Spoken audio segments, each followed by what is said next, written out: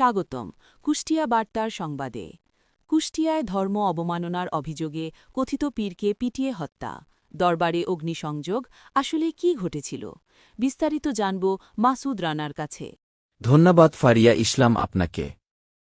কুষ্টিয়ার দৌলতপুর উপজেলায় গতকাল 11 এপ্রিল ধর্ম অবমাননার অভিযোগে শামীম রেজা ওরফে জাহাঙ্গীর নামের এক কথিত পীরকে পিটিয়ে ও কুপিয়ে হত্যা করা হয়েছে।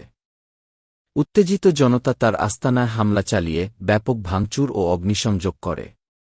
ঘটনার বিবরণে জানা যায় যে কয়েক বছর আগে ধারণকৃত একটি ভিডিও সামাজিক যোগাযোগ মাধ্যমে ছড়িয়ে পড়ার পর উত্তেজনা শুরু হয়। ভিডিওটিতে ওই ব্যক্তিকে পবিত্র কোরআন এবং ধর্ম সম্পর্কে অবমাননাকর মন্তব্য করতে দেখা গেছে বলে অভিযোগ করা হয়েছে।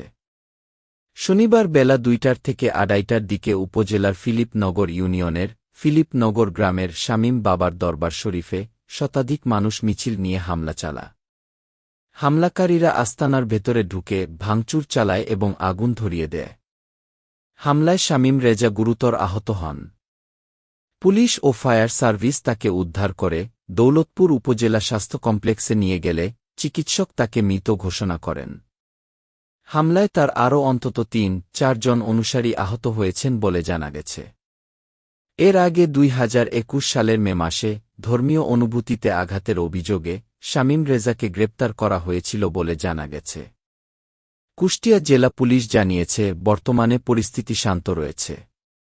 নিহতের মরদেহ ময়নাতদন্তের জন্য কুষ্টিয়া জেনারেল হাসপাতালের মর্গে পাঠানো হয়েছে। এই হত্যাকাণ্ডের ঘটনায় নিহতের পরিবার মামলা করার প্রস্তুতি নিচ্ছে এবং বিভিন্ন সংগঠন এই ঘটনার তীব্র নিন্দা জানিয়ে জড়িতদের গ্রেপ্তারের দাবি জানিয়েছে। কুষ্টিয়া বার্তার সংবাদের সাথে আমি মাসুদ রানা।